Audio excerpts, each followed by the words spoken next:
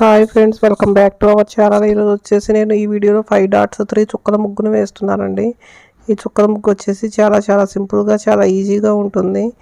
5 dots 3 చుక్కలు పెట్టుకోవాలి first.